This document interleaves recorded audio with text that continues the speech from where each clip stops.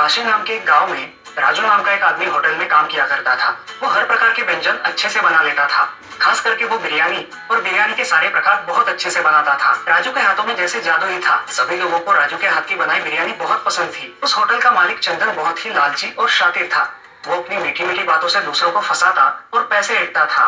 उसका होटल अब बहुत अच्छी तरह से चलने लगा था। इसकी वजह से चंदन राजू पर बहुत खुश था। ग्राहकों की ज्यादा बिरयानी की मांग देखकर चंदन राजू को ज्यादा बिरयानी बनवाने को बोलता और राजू से बहुत ज्यादा काम करवाता था।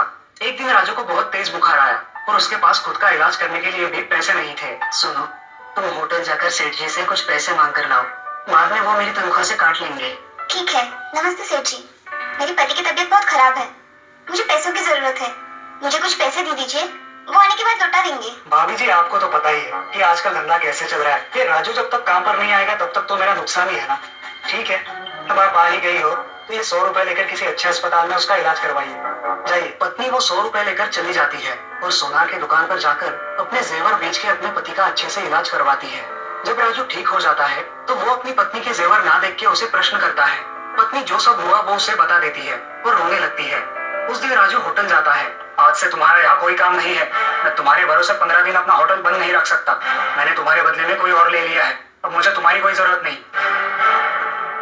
राजू वहाँ से उदास मन से चला जाता है और घर में आकर मायूस होकर बैठता है।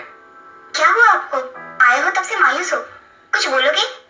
अरे जरा चुप भी रहो, यहाँ मेरी नौकरी चली गई है और तुम मायूस होने की बात कर रही हो। क्या आपको उन सेठ जी ने निकाल दिया? आप इतनी मेहनत करते थे, उसके बावजूद उन्होंने निकाल दिया? हाँ, अब मेरे पास तो पैसा भी नहीं है, क्या करूँ?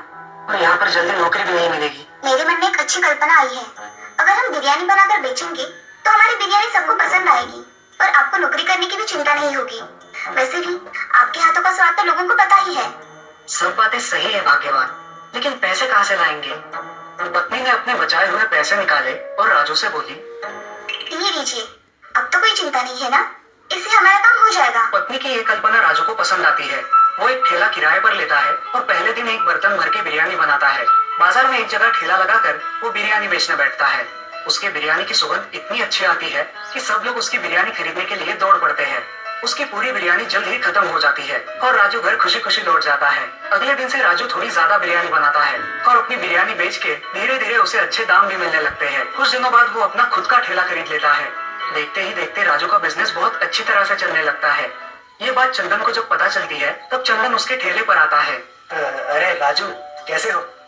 मैं सोच रहा हूँ कि तुम्हें अपने होटल में फिर से नौकरी पर रख लूं। क्या विचार है तुम्हारा? धन्यवाद सेठ जी, लेकिन मुझे अब आपके यहाँ काम नहीं करना। मेरा ये छोटा सा ठेला ही मेरे लिए अच्छा है, कम से कम इज्जत तो मिलती है। चंदन को जो समझना था वो समझ गया और वहाँ से चला गया। जब राजू उसके होटल में काम किया करता था तब उसका होटल बहुत अच्छे से चलता था, लेकिन अब राजू ना होने के कारण उसका होटल पहले जैसे नहीं चल रहा था। अपनी लालच की वजह से उसका बहुत नुकसान हुआ था। इस तरफ अब राजू एक बड़े होटल का मालिक बन गया था। अब उसके पास सब कुछ था और वो गरीब लोगों की मदद भी करने लगा था।